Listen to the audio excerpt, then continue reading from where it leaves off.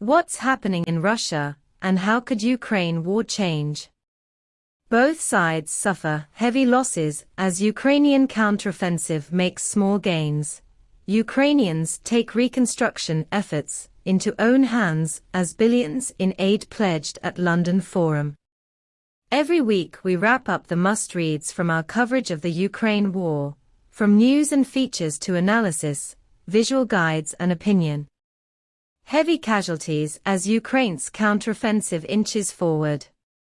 Almost 3 weeks into Ukraine's counteroffensive, Kiev has confirmed the capture of only 8 villages and the seizure of 113 square kilometers, 44 square miles, of territory, with the clearest progress about 120 kilometers, 75 miles, north of the devastated and occupied coastal city of Mariupol.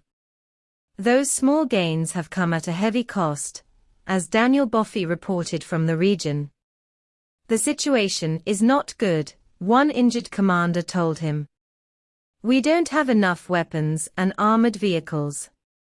Another injured soldier, asked whether he had lost many friends, said, I would rather not say. But a lot. President Volodymyr Zelensky admitted the counteroffensive was proceeding slower than desired, but insisted he would not needlessly risk soldiers' lives to meet international expectations. His remarks came as his Russian counterpart, Vladimir Putin, said there had been a lull in fighting due to the fact that the enemy is suffering serious losses, both in personnel and equipment. But analysts noted that pauses in counteroffensives were not uncommon as commanders took stock, and that Ukrainian forces were still yet to commit all their reserves to battle. Ukraine's military command created 12 brigades for the counteroffensive, but it is believed that only 3 have so far been moved to the front. Though attackers are generally expected to suffer more, both sides are taking heavy losses, according to British intelligence. The level of losses among Russian troops was said by British officials to be at its highest level since the peak of March's battle for Bakhmut, with Ukraine claiming to have killed or injured 4,600 soldiers, as Daniel Boffey reported separately. There, one squad shows him a modified, fast-flying $400 Ukrainian-made Aquila, piloted with a controller and goggles. Some of the extra parts, such as the bomb release, are made using a 3D printer. The soldiers say it can fly about 3 kilometers, 1.9 miles, into Russian-held territory, and believe it could be a cost-effective alternative to often inaccurate artillery fire.